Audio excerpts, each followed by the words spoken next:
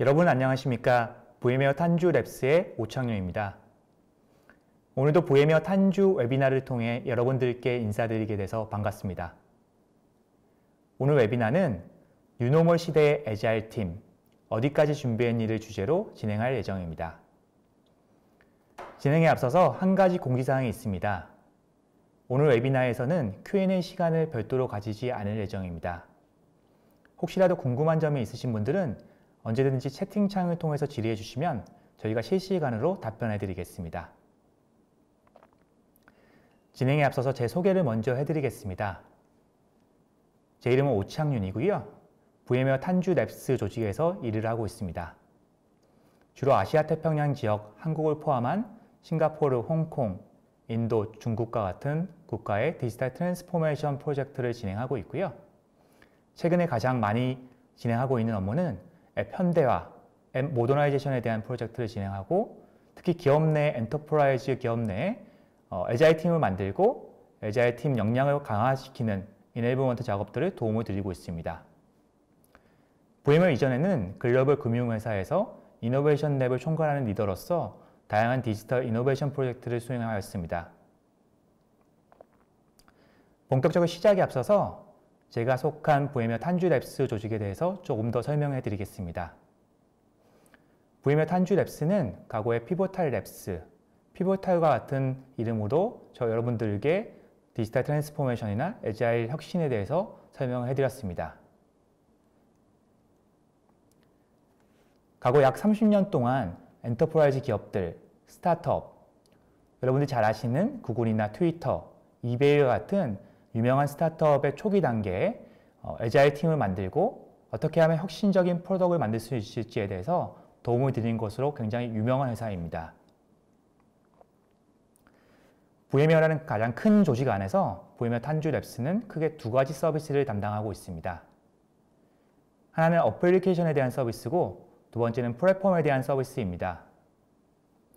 저희가 실리콘밸리에서 1989년 창업을 해서 지금 전 세계 10개국 이상에서 VM웨어 탄주 랩스 서비스를 만나보실 수가 있고요. 약 8명 명의 애자일 전문가, 디지털 트랜스포메이션 전문가분들이 활동을 하고 있고 더욱더 흥미로운 점은 지난 한 해 동안 저희가 코비드19로 인해서 굉장히 힘든 나날들을 보냈었죠. 경기에도 여파가 있었는데 저희 VM웨어 탄주 랩스 서비스를 통해서 약 892개의 프로젝트를 성공적으로 했다는 것이 굉장히 주목할 만한 부분이라고 생각합니다. 코비드19로 통해서 여러 가지 어려움이 있었지만 더 많은 비대면 채널에 대한 니즈, 디지털라이제이션에 대한 각 기업들의 요구사항들은 많이 늘어났고요.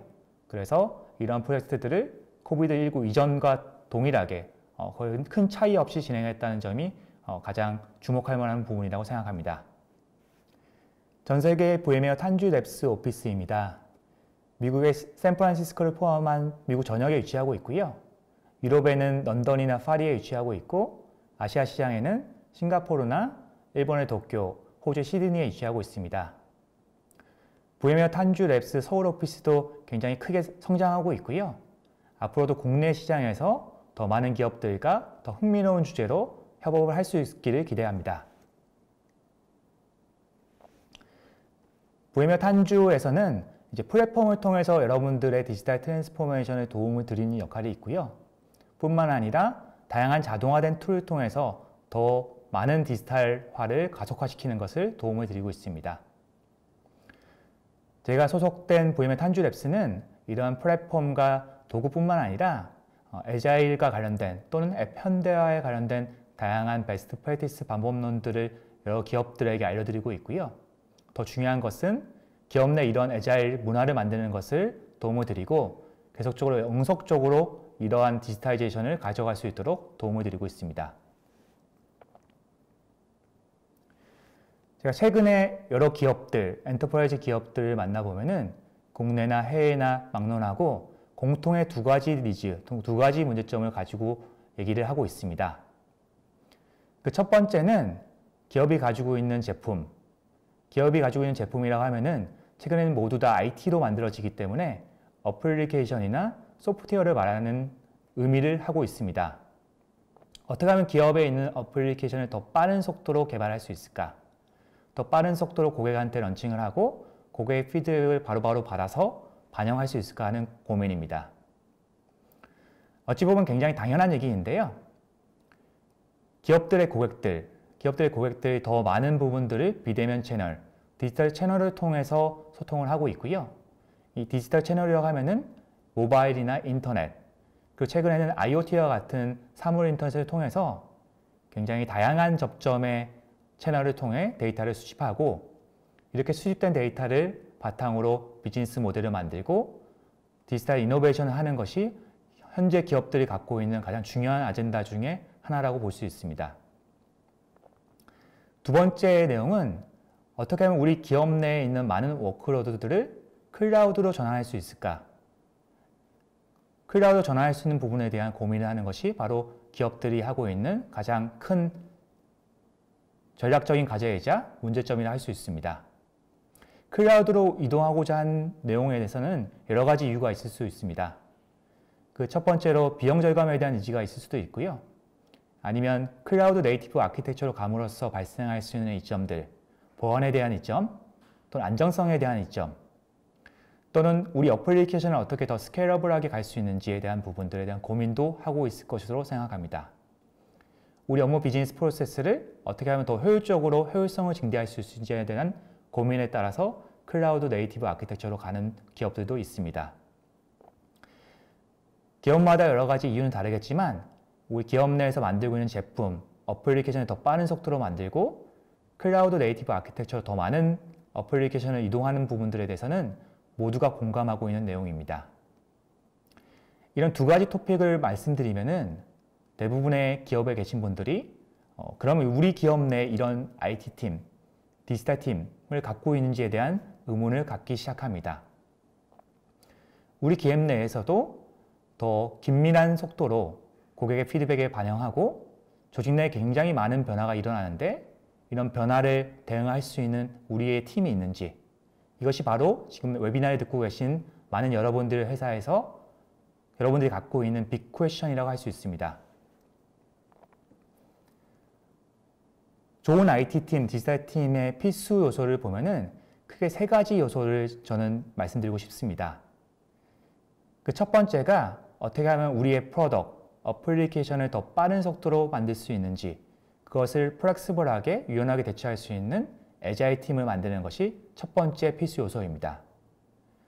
그리고 이 애자일 팀이 가장 잘해야 되는 필수 역량 중에 하나가 바로 앱 현대화에 대한 내용입니다.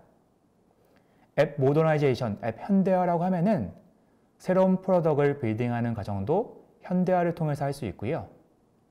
기존의 레거시 시스템을 아키텍처를 다시 리팩토링하는 과정도 모더나이제이션의 카테고리에 분류된다고 볼 수 있습니다. 또는 클라우드로 갈 때 우리가 컨테이너라이징을 하거나 또는 환경을 바꿔서 호스트를 변환하는 것도 앱 현대화의 범주에 포함된다고 볼 수 있습니다. 이렇게 애자일 팀이 앱 현대화하는 역량을 갖추는 것이 굉장히 중요한 것이 현재 IT팀, 디지털 팀이 갖추어야 될 역량이고요. 거기에 추가해서 제가 강조해드리고 싶은 내용이 바로 이런 애자일 팀 앱 모더나이제이션이 바로 원격 환경에서, 리모트 환경에서도 가능해야 된다는 점입니다. 작년 한 해 동안 코로나로 인해 굉장히 많은 국가의 기업들이 셧다운이 발생을 하고 비즈니스 영속성에 대한 문제를 대면하게 되었는데요. 이제는 리모트 환경에서 이런 애자일 팀, 디지털 트랜스포메이션을 가속화하는 것은 선택적인 요소가 아니라 앞으로도 필수적인 요소라는 것을 여러분들에게 강조해드리고 싶습니다. 오늘 웨비나의 저의 토픽은 제가 타이틀을 이렇게 준비해 봤습니다. 뉴노멀 시대의 Agile is on. 제가 최근에 밀고 있는 슬로건인데요. Agile is on. 크게 두 가지 의미가 있습니다. 첫 번째는 제가 지금까지 말씀드리는 이제 Agile 프로세스가 온라인으로 갔다. 리모트 환경에서도 이런 Agile 프로젝트가 Agile 컬처를 빌딩하는 것이 가능해졌다는 얘기고요. 두 번째 의미는 우리가 셧다운으로 인해서 비즈니스가 계속 진행이 안 되는 상황에서도 디지털 트랜스포메이션이나 이노베이션에 대한 니즈는 계속적으로 증가하고 있고, 제가 스위치를 오프에서 온을 킨다고 하죠. 스위치를 오프에서 온을 킬 때 이 애자일이라는 요소가 굉장히 중요한 핵심 역량으로 작용되고 있다는 것을 강조드리고 싶습니다. 제가 부제를 영어로 작성을 했는데요. 이런 애자일 개발팀과 리모트 팀이 어떻게 디지털 트랜스포메이션과 이노베이션을 가속화할 수 있는지를 오늘 웨비나를 통해서 좀 더 설명을 해드리도록 하겠습니다. 오늘 아젠다는 크게 4가지로 구성이 되어 있고요. 보이며 탄주랩스에서 소개해드리는 밸런스드 애자일 팀이 무엇인지를 첫 번째 주제로 말씀드릴 예정입니다. 두 번째는 애자일 개발팀이 리모트 환경에서 어떻게 일을 할 수 있는지 크게 실제 사례를 바탕으로 말씀드릴 예정에 있습니다.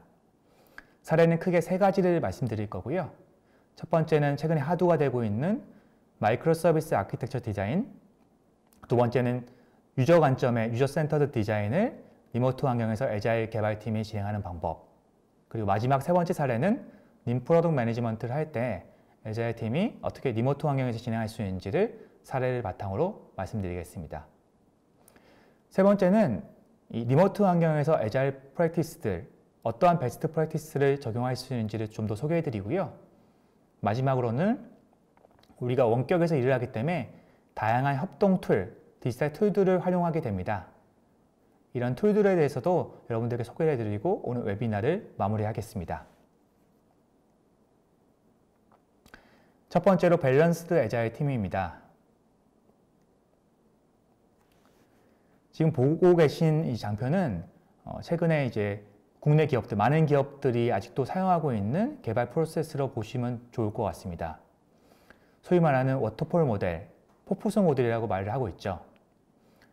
고객들, 엔드 유저 입장의 문제점이나 페인 포인트를 확인하고 또는 엔드 유저한테 뭔가 새로운 아이디어를 발굴해서 우리가 요구사항을 만들고 아키텍처 디자인도 하고 프로그램 코딩을 하고 테스팅하는 과정을 반복해서 실제로 고객한테 제품을 딜리버하게 됩니다. 이런 워터폴 모델에서 제가 봤을 때는 크게 2가지 임플리케이션이 있는데요. 그 첫 번째는 이렇게 많은 스테이크홀더가 모여서 노력을 해서 제품을 만드는데 유저의 페인 포인트나 아이디어로부터 실제로 현실화해서 만들고 다시 유저의 피드백을 받는 데까지 굉장히 많은 사이클, 굉장히 많은 시간이 걸린다는 것이 첫 번째 포인트입니다. 두 번째로 더 중요할 수 있는 내용은 이렇게 마케팅팀, 개발팀, 그리고 디자인팀, 프로그램 매니저 등이 모여서 많은 시간을 노력해서 만들었는데 우리가 만든 제품, 기능 자체가 실제로 우리의 제품을 사용할 고객들, 엔드 유저가 원하지 않는 제품일 경우가 굉장히 많다. 그 원하는 엔드 유저가 정말 기쁘게 쓸 수 있지 않은 기능을 만들었을 때는 굉장히 큰 문제가 될 수 있을 것 같고요. 이런 2가지 임플리케이션에 대해서는 지금 웨비나를 듣고 계신 여러분들 회사에서도 충분히 고민해보고 어떻게 하면 우리가 더 잘할 수 있는지에 대해서 생각해 볼 필요가 있다고 생각합니다. 보이며 탄주랩스에서 말씀드리는 의미 있는, 가치 있는 프로덕트를 만드는 부분이 바로 이 지금 오른쪽에 보이시는 삼각형인데요. 대부분의 기업들, 워터폴을 따는 기업에서도 이 삼각형의 하단에 2가지 요소들, 우리가 만든 제품이나 기능들이 우리가 구현하고자 하는 기술을 이용해서 만들 수 있는 피지블한지, 그리고 우리가 만든 기능들이 사용자가 사용할 만한 유지블한 기능을 갖고 있는지, 이 2가지에 대해서는 전통적인 워터폴 프로세스에서도 굉장히 많이 성과를 달성하고 있는 내용이라고 볼 수 있습니다. 탄주랩스에서는 피저블하고 유스블한 내용을 넘어서서 실제로 우리가 만든 제품의 내용들이 고객들한테 정말 유용한 기능을 주는지, 유스풀한 내용을 주는지, 또 유용함을 넘어서서 고객들이 정말 기쁜 마음으로 쓸 수 있는, 고객이 감동할 수 있는 조이풀한 커스터머 익스피리언스를 주고 있는지에 대한 고민을 하고 이런 부분들을 가치 있는 프로덕트 빌딩하는 프로세스에 녹여 있습니다. 그래서 저희는 굉장히 많은 기능들이, 고객들이 필요한 많은 기능들을 한 번에 런칭하기보다는 여기 보시면 슬라이스라고 표현을 하고 있습니다. 아주 작은 단위로 우리가 필요한, 고객이 진짜 원하는 제품의 기능들을 먼저 출시를 하고요. 그것이 고객이 유용하게 판단하고 정말 조이풀한 경험을 줄 수 있는 기능을 먼저 출시하고 그 내용에 대한 피드백을 고객한테 받아서 계속적으로 진화를 하는 것이 바로 보이며 탄주랩스에서 말씀드리고 있는 가치 있는 프로덕트를 만드는 과정입니다. 제가 워터폴 프로세스와 애자일 프로세스를 비교했을 때 가장 차별화되는 장점 중에 하나가 바로 이제 리스크를 다운시킨다, 리스크를 낮출 수 있다는 장점인데요. 지금 보고 계신 장표는 시간의 흐름에 따라 검증되지 않는 에포트, 검증되지 않은 노력들, 리스크가 계속 증가하는 곡선을 보이고 있습니다. 우리가 소위 말하는 워터폴이나 폭포수 모델에서 이와 같은 결과가 나오게 되고요. 왜냐하면 많은 기능들을 만들고 실제로 그 제품을 출시하고 고객의 피드백을 받기까지는 굉장히 많은 시간이 걸리기 때문에 프로덕트에 담겨져 있는 리스크들을 검증할 수 있는 기회가 굉장히 늦게 온다는 것입니다. 애자일 프로세스에서는 이와 같이 굉장히 짧은 사이클로 리스크를 검증하고 이 리스크에 대해서 확인하는 작업을 하는데요. 여기 보시면은 제품을 먼저 만들고 그 다음에 그 제품에 대한 측정을 하고 측정한 내용을 바탕으로 우리가 학습한 내용 또는 고객의 피드백을 통해서 우리가 개선할 내용들을 학습을 해서 이 내용을 다시 반영하는 사이클을 굉장히 짧은 사이클로 반영을 하고 있습니다. 그래서 검증되지 않은 에포트나 검증되지 않은 리스크가 그 사이클 내에서 계속 줄어들 수가 있고요. 이 줄어드는 리스크 때문에 계속적으로 의미 있는 프로덕트를 만들 수 있는, 애자일하게 만들 수 있는 장점이 있다고 볼 수 있습니다. VM웨어 탄주 랩스에서 말씀드리는 밸런스드 애자일 팀은 크게 세 가지 구성 요소를 가지고 있습니다. 그 첫 번째는 프로덕트 매니지먼트이고요. 프로덕트 매니지먼트는 우리가 만들고 있는 밸런스드 프로덕트이 비즈니스에 어떤 아웃컴, 어떤 밸류를 줄 수 있는지에 대한 부분입니다.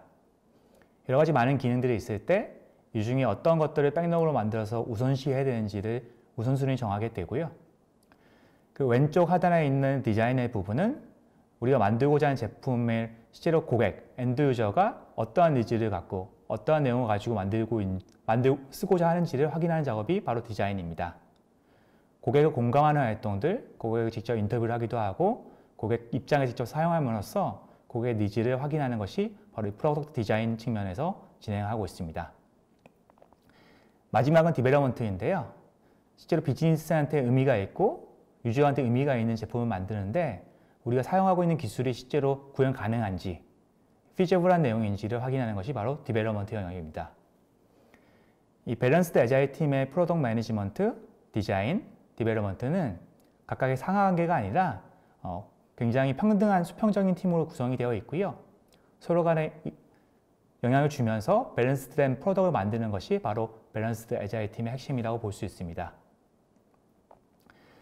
최근에는 조직 구조가 굉장히 복잡해졌죠.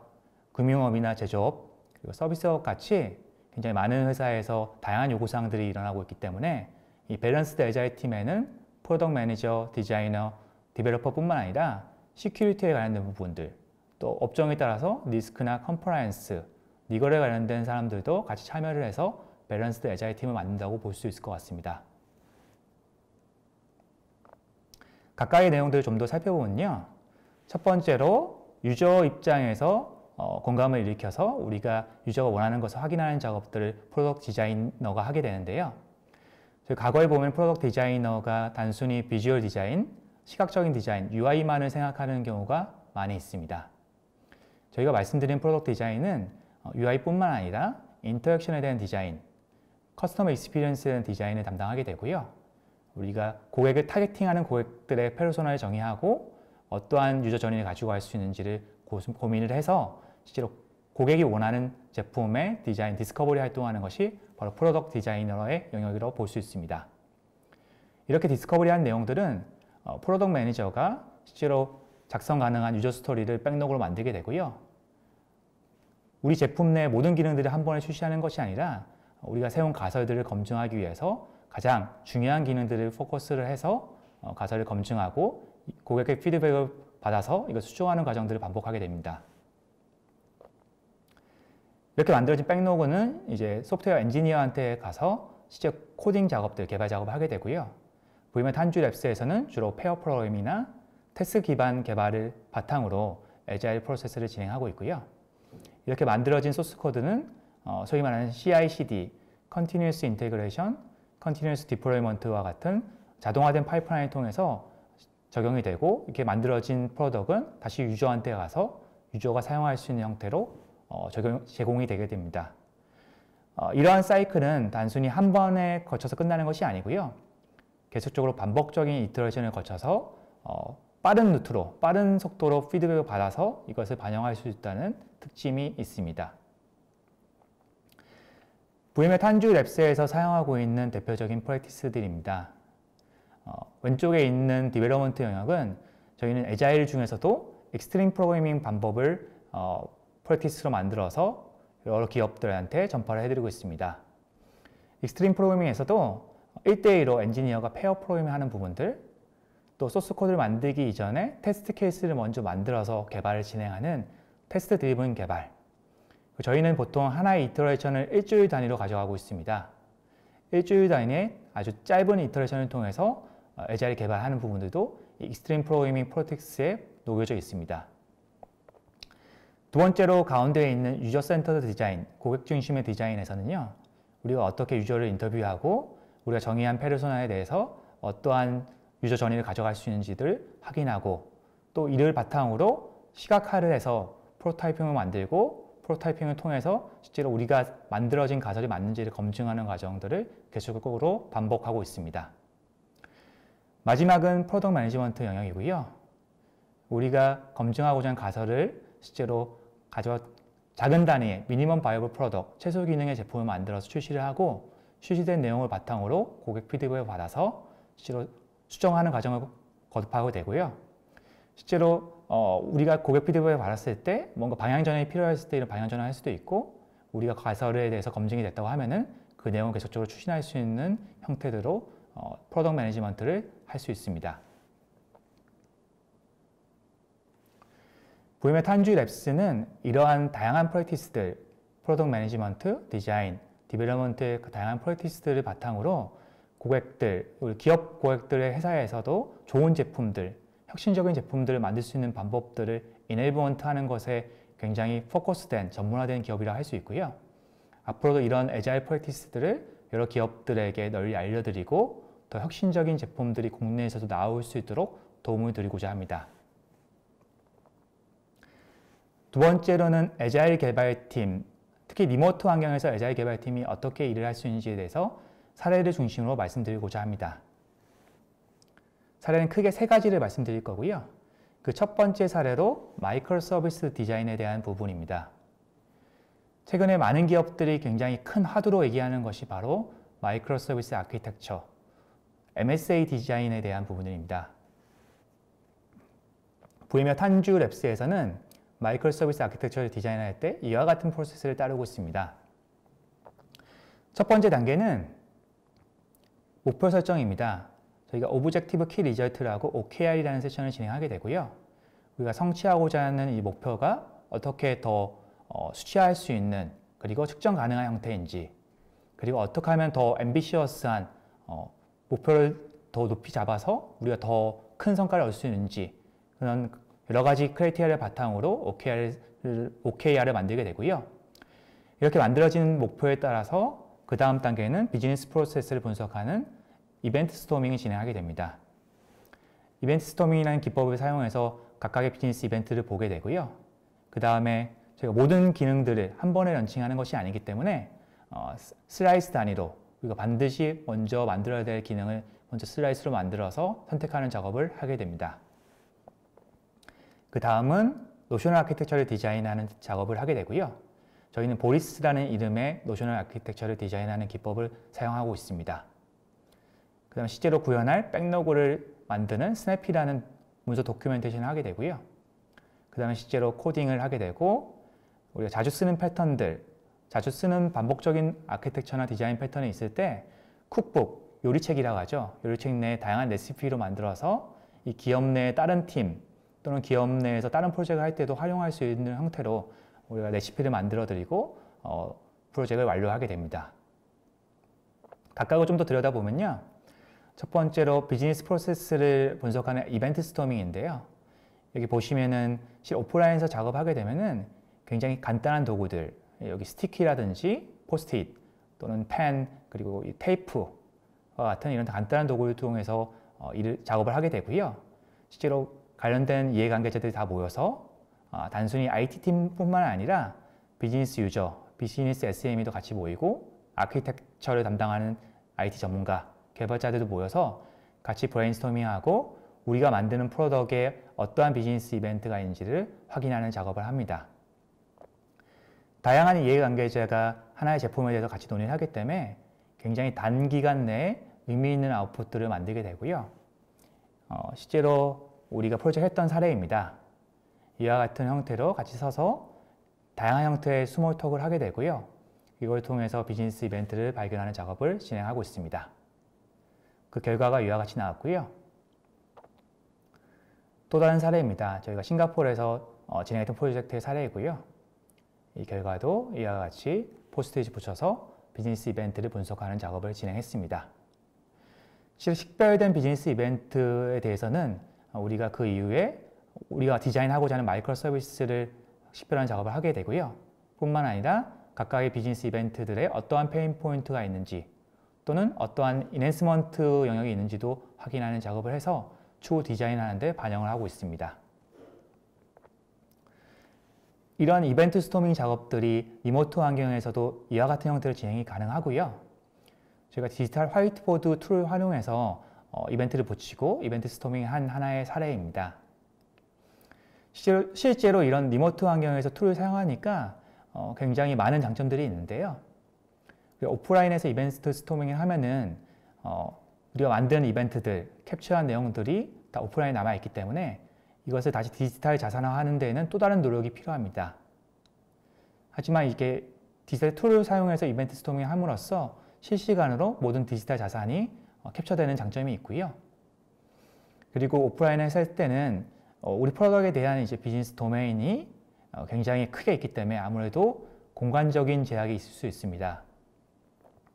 리모트 환경의 툴을 사용하면은 우리가 줌인, 줌아웃 기능이 있죠. 그래서 좀 더 크게 보고 작게 보고가 그때그때 가능하기 때문에 한눈에 모든 비즈니스 프로세스를 유연하게 볼 수 있는 장점도 가지고 있습니다. 비즈니스 프로세스 분석이 끝나면은 저희는 노셔널 아키텍처 디자인을 하게 되고요. 저희 회사에서 보리스라는 이름으로 이런 기법을 만들었고, 이 보리스에서는 각각의 서비스 내, 마이크로 서비스 간의 관계를 보고 이것이 어떠한 동기적인 콜을 하는지, 비동기 콜을 하는지도 식별을 하게 됩니다. 이런 서비스 간의 관계를 보는 보리스 다이어그램도 리모트 환경에서 이와 같은 형태로 진행이 가능하고요. 디지털 화이트보드 툴을 이용해서 노셔널 아키텍처 디자인을 하기 때문에 더 복잡한 형태의 서비스 디자인, 더 복잡한 형태의 인터랙션에 대해서도 쉽게 캡처할 수 있는 장점이 있습니다. 노셔널 아키텍처 디자인이 끝나면은 우리가 실제로 구현하고자 하는 서비스 단위의 문서화를 하게 되는데요. 백록으로 만드는 작업을 하기 위한 작업인데요. 이 각각의 하나의 페이지가 서비스 하나에 대한 문서로 보시면 될 것 같고요. 서비스 하나에 어떠한 API가 있고 데이터셋은 어떤 게 있으며 또 어떠한 스토리들이 구성이 돼야 되는지들을 식별하는 작업을 스냅이라는 이름의 도큐멘테이션을 통해서 진행을 하고 있습니다. 리모트 환경에서도 동일하게 스냅이 도큐멘테이션을 진행하고 있고요.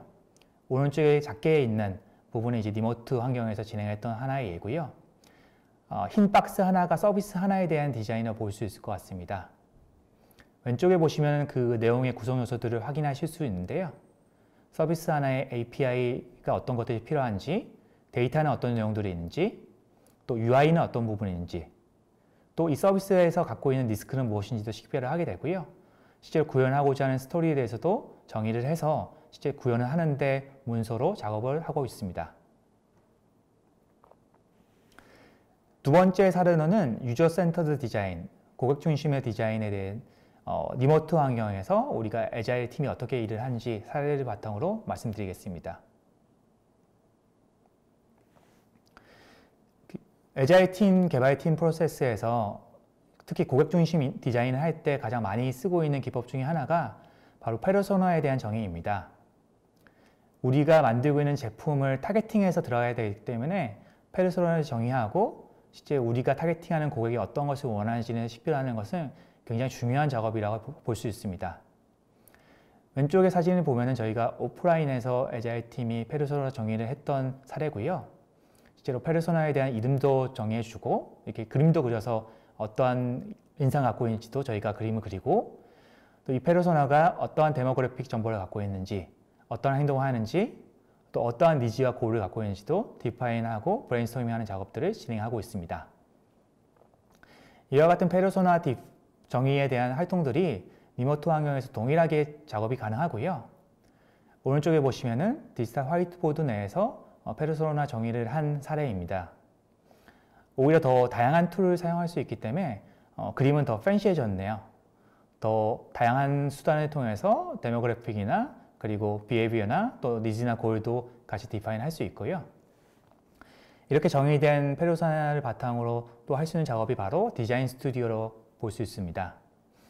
디자인 스튜디오는 우리가 만들고자 하는 다양한 솔루션들을 굉장히 많이 상세하게 디자인한다기보다는 가급적이면 작은 아이디어들 많이 도출하는 작업이 바로 디자인 스튜디오고요.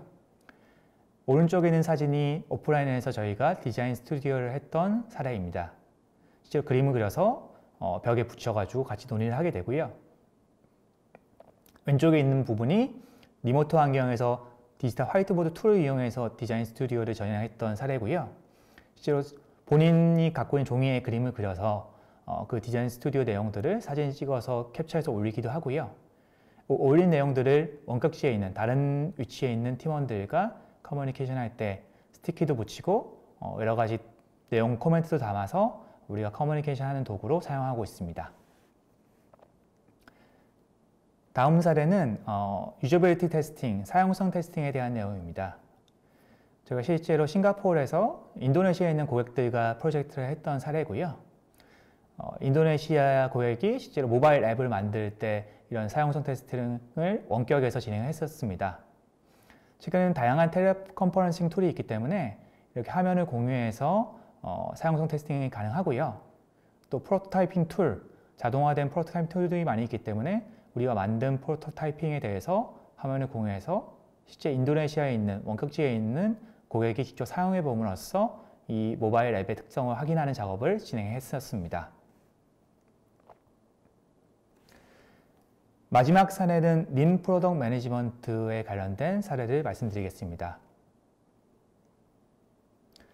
프로덕트 매니저가 의미 있는 우선시하는 백로그를 만들어서 제품을 만드는데 비즈니스의 가치를 보는 활동들을 많이 하고 있다고 말씀드렸는데요. 그 중에 가장 시발점에 하는 활동이 바로 목표 설정이라 할 수 있습니다. 왼쪽 상단에 있는 그림이 목표 설정, 골 세팅을 할 때 브레인스토밍 하는 활동들을 디지털 화이트보드를 통해서 진행했던 하나의 예입니다. 그리고 가운데 있는 것이 유저 스토리 매핑을 했던 작업이고요. 이제 에픽 단위에 어떤 스토리들이 나열될 수 있는지 우리가 스티키를 통해서 붙이고 그룹핑하는 작업들도 진행했었고요. 오른쪽에 있는 내용은 린 캔버스 디자인입니다. 린 비즈니스 캔버스는 우리가 만드는 제품이 사업적으로 어떠한 가치가 있는지 다각적으로 분석하는 작업이고요. 보통 우리가 킥오프할 때 초반에 작업을 하기도 하고 이후에 디스커버리 작업을 함으로써 다시 한 번 더 비즈니스 측면에 다각적인 분석을 하기 위해서 린 비즈니스 캔버스 작업을 하기도 합니다. 이러한 린 비즈니스 캔버스나 유저 스토리 매핑도 디지털 화이트보드 내의 툴을 사용해서 원격지에 있는 팀원들과 같이 콜라보레이션 할 수 있다는 것을 보여주는 하나의 사례고요. 저희가 리모트 팀으로 일을 하기 때문에 애자일 프로젝트를 관리하는데도 애자일 프로젝트 관리하는 툴, 저희는 피보탈 트래커라는 툴을 사용하고 있고요. 이 툴을 통해서 우리가 만들고자 하는 유저 스토리들을 작성을 하게 되고요. 이 만들어진 스토리에 대한 백로그를 관리하고 실제로 엔지니어들이 그 백로그에서 작업을 하게 됩니다. 그 백로그 안에는 다양한 태스크를 넣을 수 있는 기능도 있고요. 또 코멘트를 작성할 수 있는 기능들이 있습니다. 원격지에 우리가 다른 위치에서 다른 장소에서 근무하고 있기 때문에 서로 상호 소통하기 위해서 이런 백로그 유저 스토리에 있는 코멘트 기능, 태스크 기능을 통해서 다른 팀원들과 커뮤니케이션을 하게 되고요. 실제로 오프라인에서 우리가 애자일 팀으로 개발을 하게 되면은 바로 옆에 있는 동료한테 직접 얘기를 하고 그 내용 자체는 이 피보탈 트래커 툴에는 잡혀지지는 않을 것입니다. 하지만 이렇게 리모트로 작업을 하면서 애자일 팀의 장점 중에 하나는 우리 팀원들과 소통하고 대화하고 있는 모든 내용들이 피보탈 트래커 안에 코멘트나 태스크 기능으로 다 남게 되고요. 그렇기 때문에 이 대화에 참여하지 않은 다른 팀원들도 모든 내용들을 확인할 수 있는 가시성의 효과를 볼 수 있습니다. 애자일 팀을 만들고 그리고 리모트 환경에서 팀을 구성할 때 제가 가장 많이 받는 질문 중에 하나가 이 팀을 어떻게 평가할 수 있습니까? 어떠한 수치들을 볼 수 있을까요? 라는 질문입니다. 거기에 답변을 드릴 수 있는 하나의 좋은 사례가 바로 피보탈 트래커에 보면은 다양한 애널리틱스 기능들이 있습니다. 다양한 보고서 기능을 제공하고 있습니다. 여기 보시면 번다운 차트도 있고요. 그리고 이 팀이 한 사이클, 저희가 일주일에 하나의 이터레이션 한 사이클로 보고 있는데 그 한 주의 이터레이션에서 얼마나 많은 포인트, 스토리 포인트를 실제로 개발했는지를 볼 수 있고 이것들이 2주, 3주 쌓이게 되면은 이 팀만의 하나의 벨로시티, 속도로 우리가 계산을 할 수 있습니다. 이러한 숫자들은 피보탈 트래커에서 자동으로 계산이 되고 있고요. 이런 트렌드를 보면서 이 팀이 건전하게 지금 문제 없이 잘 진행이 되고 있는지 아니면은 우리가 주의 깊게 봐야 될 포인트가 없는지들을 이런 애널리틱스의 다양한 숫자들을 통해서 우리가 판단하고 평가할 수 있는 도구로 사용할 수 있을 것 같습니다. 다음으로는 이제 리모트 환경의 애자일 프랙티스들을 어떤 것들을 적용할 수 있는지 좀 더 설명해 드리도록 하겠습니다. 애자일 팀이 리모트 환경에서도 저희가 아침에 일어나면은 스탠드업 미팅을 9시 6분, VMware 탄주 랩스에서는 9시 6분 스탠드업 미팅을 하게 되고요. 스탠드업 미팅에서는 주로 한 명씩 돌아가면서 팀원들이 어제 했던 일들 또는 우리가 내가 진행해야 되는 아이템들 또는 내가 하고 있는 활동들 중에서 어떠한 브라커가 있는지 그래서 우리 팀원들의 도움이 받을 부분들이 없는지에 대해서도 한 명씩 순차적으로 공유를 하고 있습니다. 이렇게 스탠드업 미팅은 약 10분에서 15분 정도 굉장히 빠르게 진행하게 되고요. 스탠드업 미팅이 끝나게 되면은 실제로 저희가 기업 고객들과 일을 할 때는 엔지니어들은 1대1로 페어 프로그래밍을 하게 되고요. 여기 나온 화면과 같이 실제 업무를 할 때는 1대1로 페어 프로그래밍을 화면을 공유해서 진행을 하게 됩니다. 프로덕트 매니저도 마찬가지로 VMware 탄주랩스의 프로덕트 매니저가 고객사의 프로덕트 매니저와 1대1 페어를 통해서 작업을 진행하게 되고요. 디자이너도 마찬가지로 탄주랩스의 디자이너가 고객사의 디자이너와 1대1 페어를 통해서 이네이버먼트하는 작업들을 진행하고 있습니다. 점심시간이 되면 맛있는 점심도 먹게 되고요. 점심이 끝나면 다시 또 1대1 페어 작업을 진행해서 계속적으로 추진하게 됩니다. 그래서 6시가 되면 이제 하루를 마무리하는 것이 하루의 애자일 팀의 하루 일과라고 볼 수 있을 것 같습니다. 저희가 리모트 환경에서 애자일 팀을 구성해서 일을 하기 때문에 다양한 툴들을 많이 사용하고 있고 오프라인에서 진행할 때도 화이트보드를 사용해서 팀 간에 공유해야 될 내용들을 작성하게 되는데요. 마찬가지로 디지털 화이트보드 내에서도 스탠드업 미팅할 때 팀 간에 공유할 수 있는 내용들 뭔가 우리가 프로그레스를 점검해야 되는 내용들을 작성하고 서로 공유하고 있습니다. 왼쪽 상단에 있는 것이 파킹랏인데요. 우리가 미팅에서 정해진 아젠다, 벗어난 내용들이 논의가 됐을 때는 이 파킹랏에 기재를 해두고 관련된 팀원들끼리 별도의 미팅을 잡아서 논의하는 것으로 진행을 하고 있습니다. 다른 위치에, 다른 장소에서 일하고 있는 팀원들과 커뮤니케이션을 하기 위해서는 팀 내에서 발생하고 있는 활동들, 또 팀원들 간의 이제 휴가 관련된 내용들도 이 팀 캘린더를 만들어서 공유를 하고 있고요. 가운데 있는 그림이 바로 팀 캘린더를 만든 프레임입니다. 이 팀 캘린더를 통해서 스탠드업 미팅에서 점검도 하고 다른 미팅에서도 같이 공유를 하고 실시간으로 알려주는 하나의 비주얼 화이트보드로 사용하고 있습니다. 각 팀에서 해야 되는 일들, 투두리스트들에 대해서도 칸반보드를 통해서 오른쪽에 있는 칸반보드를 통해서 점검을 하고 프로그레스도 확인을 하고 있습니다. 애자일 팀에서 가장 강조하고 있는 프랙티스 중 하나가 바로 레트로스펙티브라고 하는 회고 세션인데요. 일주일에 한 번쯤은 계속 시간을 정해서 팀이 모여가지고 우리가 잘했는지 아니면 개선할 부분은 없는지 서로 자유롭게 피드백을 주고받는 작업이 바로 회고 시간이라고 볼 수 있습니다.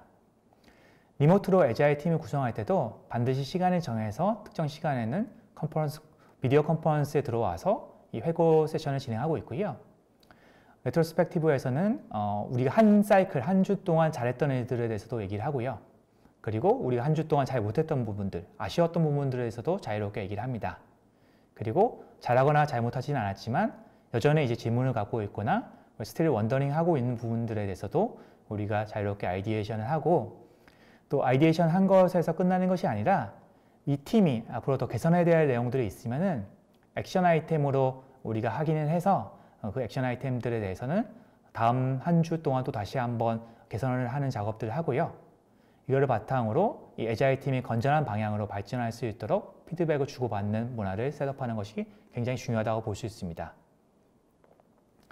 리모트 환경에서 회고 세션을 했던 사례고요. 사례 두 가지를 갖고 왔고요. 레트로스펙티브를 할 때도 제가 강조해드리는 하나의 포인트가 가능한 다양한 형태의 레트로를 하는 것을 추천해드립니다. 왼쪽에 있는 그림은 저희가 세일보트 레트로라고 부르는 화면인데요. 레트로라고 하면 보통 과거의 일들을 회상해서 반성을 하고 피드백을 주고받는 것이 일반적인데, 세일보트 레트로는 과거가 아니라 우리가 향후 진행하고 있는 프로젝트의 미래를 보면서 우리가 설정한 목표가 어떤 것들이 있는데 우리 팀들은 어떤 요소들을 가지고 있고 어떠한 제약 요소와 리스크가 있는지를 식별을 해서 앞으로 프로덕을 만드는데 더 잘하기 위한 작업으로 세일보트 레트로를 진행하고 있습니다. 오른쪽에 있는 화면은 포스트팩토라는 툴을 이용해서 레트로를 했던 사례고요. 초록색으로 되어 있는 부분들이 잘했던 부분들에 대한 아이템을 우리가 추가했던 내용이고, 가운데 있는 부분 노란색으로 되어 있는 것이 여전히 질문을 갖고 있는 부분들에 대해서 아이디어를 추가했던 내용이고요. 오른쪽에 빨간색으로 되어 있는 부분이 우리가 한 주 동안 뭔가 아쉬웠다 하는 부분들을 캡처한 내용입니다. 이런 자유로운 아이디어를 모두 놓고 피드백을 바탕으로 액션 아이템을 만들어서 계속적으로 개선하는 활동하는 것이 레트로 세션이라고 볼 수 있습니다. 리모트 환경에서도 이런 레트로는 반드시 진행해서 이 팀이 더 발전할 수 있도록 도움을 드리는 것이 굉장히 중요하다고 볼 수 있고요. 마지막으로 아무래도 리모트 환경이기 때문에 저희가 다양한 디지털 툴들, 도구들을 사용하게 되는데요. 리모트 환경에서 우리가 사용할 수 있는 콜라보레이션 툴들에 대해서 소개를 해드리도록 하겠습니다. 먼저 우리가 오디오, 비디오 컨퍼런싱을 할 수 있는 툴인데요. 많이 쓰고 계시는 줌이라든지 시스코의 웹엑스, 마이크로소프트의 팀즈와 같은 이런 툴들을 써서 오디오, 비디오 컨퍼런싱을 하게 되고요. 제가 가장 많이 보여드렸던 사례 중에 하나가 이 콜라보레이션 툴 중에 미로 툴을 소개해드렸고요. 오늘 미로는 이제 디지털 화이트보드를 가능하게 하는 이제 툴입니다. 굉장히 많은 애자일 프로젝트들을 미로 안에서 작업을 해서 진행하는 사례로 소개를 해드렸습니다. 그리고 구글 드라이브를 통해서 공용 폴더를 통해서 파일들을 공유하는 내용도 가능하고요. 또 G 슬라이드나 시트와 같은 이런 문서 작업을 통해서 우리 영각지에 있는 팀원들과 동시에 문서 작업할 수 있는 것들도 가능합니다. 저희가 1대1 페어 프로그래밍, 1대1 프로덕트 매니저와 고객사의 프로덕트 매니저, 또 디자이너끼리도 1대1 페어를 통해서 일을 한다고 말씀드렸는데요. 스크린 쉐어링하는 툴들도 굉장히 중요하게 사용하고 있습니다. 많이 알고 계신 줌도 사용하고 있고요. 1대1 페어 프로그래밍 할 때 튜플이나 스크린과 같은 도구들도 굉장히 많이 활용하고 있습니다. 팀 커뮤니케이션 할 때는 이제 슬랙 채널, 슬랙 메신저를 통해서 팀 간의 소통을 많이 하고 있고요. 아까 잠시 소개해드렸던 피보탈 트래커 툴을 통해서 애자일 프로젝트를 관리하는, 백로그를 관리하는 내용들도 진행하고 있습니다. 그 외에 트렐로나 팀즈와 같은 툴, 팀 커뮤니케이션 툴들을 사용하고 있고요. 실제로 VMware 탄주 랩스에서 저희 내부적으로 미러보드, 디지털 화이트보드 미러보드를 활용한 세션을 했던 한 사례고요. 여기 보시면 커서가 계속 움직이는 것이 보입니다. 이 미러의 장점은 이제 다른 장소에 있는 팀원들이 동시에 작업을 할 때 어떠한 부분에 이제 작업하고 있는지 움직이는 커서를 다 볼 수가 있고요. 실제로 다른 팀원이 어떠한 스티키를 작성하고 있는지, 아니면 작성한 스티키를 다른 곳으로 이동하고 있는지 실시간으로 볼 수 있는 장점이 있습니다. 애자일 프랙티스의 많은 부분들을 이제 미러보드를 통해서 원격지에서 가능하다는 것을 저희가 경험했었고요. 이거는 미로 CEO, 미로 디지털 화이트보드를 만든 CEO가 했던 말인데요. 실제로 미로 내부적으로 리서치를 했더니 세계에서 가장 많은 스티키 노트를 디지털 화이트보드에 붙이고 있던 회사가 바로 VMware 탄주 랩스, 제가 소속된 VMware 탄주 랩스였다라는 메시지를 받습니다. 이만큼 저희 VMware 탄주 랩스가 리모트 환경에서 굉장히 많은 컬래버레이션을 하고 있고 리모트 환경에서도 오프라인과 동일한 형태의 애자일 프랙티스들을 알려드릴 수 있는 역량을 갖고 있는 전문성을 가진 기업이라는 것을 말해주는 하나의 메시지로 보여서 제가 여러분들에게 소개를 해드렸습니다. 거의 다 끝났고요. 이제 결론입니다.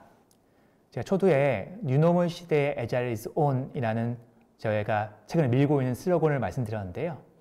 Agile is on은 Agile 프랙티스, Agile 프로젝트 팀, Agile 조직 문화가 온라인화로 간다. 리모트 환경에서도 이 모든 것들이 가능하다는 의미가 있고 두 번째는 우리가 스위치를 오프에서 온으로 키듯이 디지털 트랜스포메이션이나 디지털 이노베이션이 이 애자일을 통해서 가속화될 수 있다. 온라인화 되면서 우리가 스위치 오프에서 온 할 수 있다는 것을 말씀드렸습니다. 뉴노멀 시대 애자일 is on.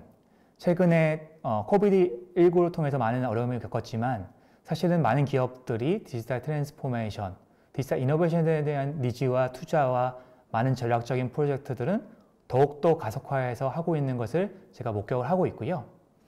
이러한 디지털 트랜스포메이션과 이노베이션 하는 데 있어서 중요한 것은 어떻게 하면 우리 기업 내에 밸런스드 된 애자일 팀을 만들 수 있는지 그 밸런스드 애자일 팀이 애자일 역량, 앱 현대화에 대한 역량을 갖고 뿐만 아니라 리모트 환경에서도 이런 베스트 프랙티스들을 할 수 있는 역량을 가져야 된다고 제가 강조해 드렸습니다. 이걸 어떻게 할까요? 라고 물어봤을 때 절대 혼자 고민하지 마시고요. 이러한 부분들의 많은 전문성을 갖고 있는 바로 보헤미아 탄주랩스 저희 조직에서 여러분들 국내 기업들에게도 도움을 드릴 수 있는 많은 전문가들이 있으니까요. 애자일 팀을 만들고 조직 내 애자일 팀을 확산하는 부분들에 대해서 저희 보헤미아 탄주랩스에 문의를 해주시면은 저희가 큰 도움을 드릴 수 있을 것 같고요. 국내에도 많은 기업들이 혁신적인 프로덕트를 만들고 건전한 애자일 조직 문화를 만드는 것에 도움을 드렸으면 하는 바람이 있습니다. 이상으로 제가 준비한 웨비나는 마치겠고요. 계속적으로 이제 채팅창을 통해서 질문을 드리고 있는 걸로 알고 있는데 그 외에도 질문이 있으시면 앞으로도 이메일이나 저희 보헤미아 탄주 팀으로 연락을 주시면은 제가 앞으로도 기업 내 더 혁신적인 프로세스를 만들고 애자일 팀을 만드는 것에 도움을 드리도록 하겠습니다. 그럼 오늘 웨비나를 이상으로 마치겠습니다. 감사합니다.